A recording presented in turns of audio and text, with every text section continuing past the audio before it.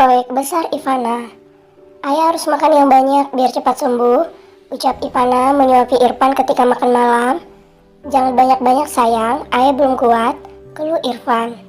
Pokoknya ayah harus makan banyak, habis ini minum obat terus istirahat. Oke, ucap Ivana tidak ingin dibantah. Baiklah, ucap Irfan pasrah.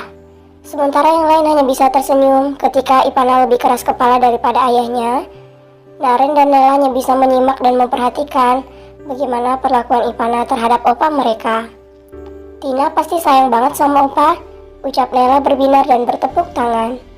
Tentu dong, itu adalah poin yang paling utama dalam hidup kita, ucap Ivana sambil mengacungkan jari telunjuknya. Wah, Mommy Lala love you, Dedi juga, ucap Nela memberikan simbol love dengan jarinya kepada Safira dan Fajri. Love you too sayang, ucap Safira tersenyum sambil mengusap kepala Nela dengan lembut. Naren juga sayang Mommy, Dedi, Oma, Opa, Nana juga, ucap Naren mengangkat tangannya bersemangat. Nayan gak sayang Lala, ucap Nela berkaca-kaca. Sayang dong, Naren sayang Lala kok, ucap Naren memeluk Nela mencari aman agar tidak dimarahi oleh Fajri. Hiks, Lala juga sayang Nayan, ucap Nela serak membalas pelukan Naren. Nana gak dipeluk juga, ucap Ivana cemberut. Nanti saja habiskan dulu makannya, ucap Fajri mengerjai Ivana. Ih, Ivana mendelik kesal melihat ke arah Fajri. Nanti kita peluk-peluk ya nah, ucap Nela mengacungkan jempolnya. Oke sayang, ucap Ivana mengedipkan matanya. Mereka makan dengan tenang hingga semua hidangan tandas. Fajri meminta Ivana mengikutinya ke ruang kerja untuk membahas beberapa pekerjaan yang akan menjadi proyek mereka setelah ini. Sementara yang lain memilih pergi ke ruang keluarga untuk bersantai sejenak sebelum tidur. Kamu harus bisa memenangkan proyek ini, Dek, karena saingan kita berat-berat. Kita bergabung dengan perusahaan Apinsena, jadi semuanya harus dipersiapkan dari sekarang, ucap Fajri memperlihatkan beberapa berkas proyek pembangunan sebuah perusahaan besar. Kita akan mengarahkan beberapa arsitektur terbaik perusahaan untuk merancang gedung itu, ucap Fajri.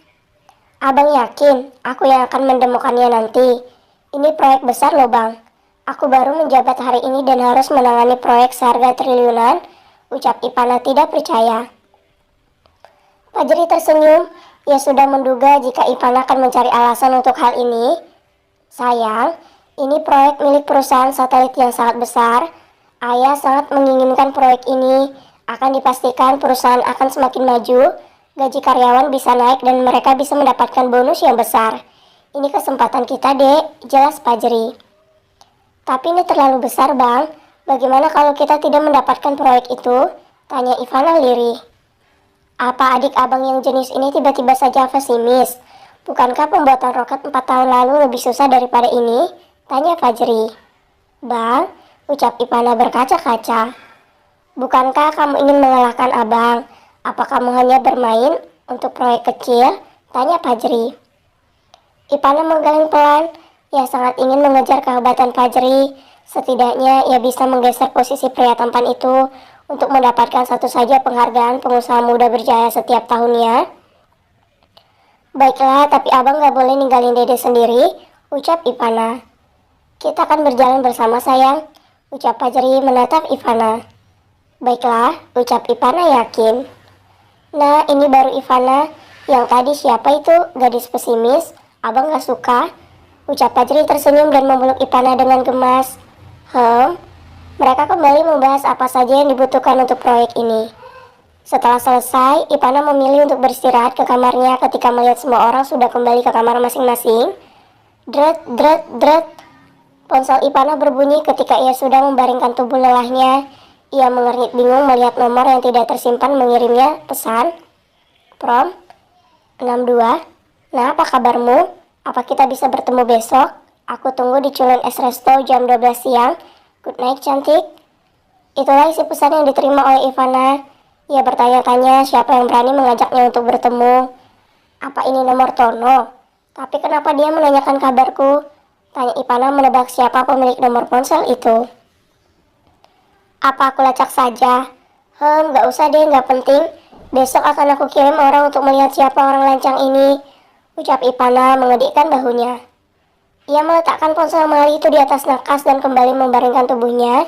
Tak lama, Ipana terlelap dengan cantik. Wajah dinginnya lenyap begitu saja ketika ia tertidur. Pagi menjelang, Ipana sudah berada di kantor dan melakukan meeting untuk membahas proyek ini bersama dengan Fajri, Nathan, dan beberapa staf lainnya. Aku tidak menyangka jika kamu akan meneruskan perusahaan Paman Irfan secepat ini, ucap Nathan. Ya begitulah, cepat atau lambat ini akan aku jalani dan sudah menjadi garis takdirku, ucap Ipana mengedikkan bahunya. Mereka kembali berdiskusi sehingga tanpa sadar waktu istirahat pun sudah tiba. Rapat berakhir dan menghasilkan desain gedung yang sangat bagus dan indah. Semoga proyek ini bisa kita menangkan, ucap Fajri tersenyum. Semoga saja bang, pasti perusahaan kita akan semakin maju dan mendapatkan keuntungan yang sangat besar setelah ini, ucap Nathan tersenyum tipis. Iya, kita harus bekerja cerdas di sini, jadi kita harus semangat, ucap Fajri. Sementara Ipana hanya terdiam sambil memperhatikan ponselnya. Ia kembali mendapatkan pesan dari orang yang semalam. Prom 62. Nah, aku sudah sampai di resto. Aku tunggu kedatanganmu. Siapa sih dia sebenarnya? Gak mungkin Tono kan? Batin Ipana kesal. Dek, kamu kenapa sayang? Tanya Fajri mengernyit melihat ekspresi kesal Ipana. Gak ada bang, ada orang iseng yang mengajakku bertemu, ucap Ipana. Nanti abang kirim orang untuk memeriksanya ya, ucap Fajri mengernyit. Udah aku kirim bang, ucap Ipana. Fajri menatap Ipana dengan raut wajah cemas. Ia takut jika Ipana tidak menemukan laki-laki yang tepat di dalam hidupnya. Saat ini ia tidak bisa melarang Ipana untuk dekat dengan laki-laki seperti dulu. Namun ia masih mengawasi siapa saja yang mendekati adiknya. Nathan berpamitan pulang terlebih dahulu. Begitu juga dengan Fajri. Sementara Ipana memilih untuk kembali ke ruangannya sambil menunggu info lanjutan dari Joe. Tring. From Uncle Joe. Nona, orang yang mengajak Anda bertemu adalah Brian Alexander. Kini dia sudah berada dalam private room di Culun Resto. Brian, kenapa dia harus kembali lagi? Tuhan, pekerjaanku sudah banyak, sekarang aku harus menghadapi mereka lagi, ucap Ipana lelah. Ia duduk di kursi kebesarannya sambil memperhatikan ponsel. Ia meretas CCTV yang ada di resto dan memastikan apakah itu benar Brian atau tidak.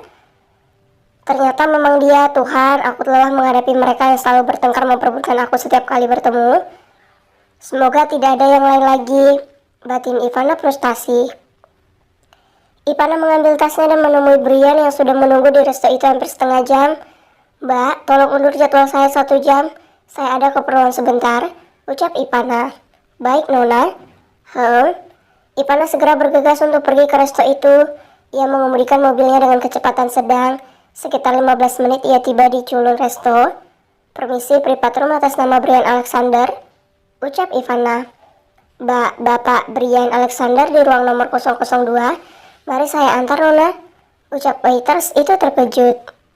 Mereka segera berjalan menuju ruang itu. Ipana segera masuk dan terpana melihat seseorang yang sudah lama tidak mengusik hidupnya. Hai Nah, kamu sudah datang, ucap Brian berdiri dan menyambut Ipana dengan membawa buket bunga mawar. Ia merentangkan tangannya dan hendak memeluk Ipana. Namun gadis itu segera mengangkat tangan dan mundur 2 langkah menghindari perlakuan Brian. Maaf, jangan sentuh saya jika Anda masih sayang dengan nyawa Anda, ucap Ipana dingin. Baiklah, silakan duduk Tuan Putri, ucap Brian tersenyum.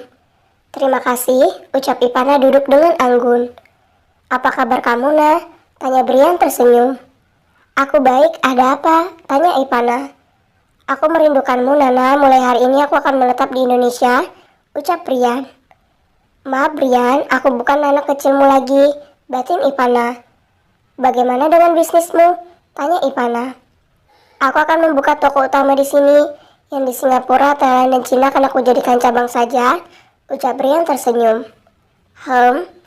Ipana hanya berdiam dan mengangguk. Suasana ketika menjadi canggung. Brian sangat susah untuk mencari topik pembicaraan ketika berdekatan dengan Ipana karena grogi. Permisi, ucap koki resto itu masuk ke dalam ruangan yang ditempati oleh Ipana dan Brian. Ipana menoleh, mata tajamnya bertemu dengan mata coklat dan indah milik koki itu, dan membuat Ipana bungkam dengan jantung yang berdetak kencang. Dia, batin Ipana terkejut.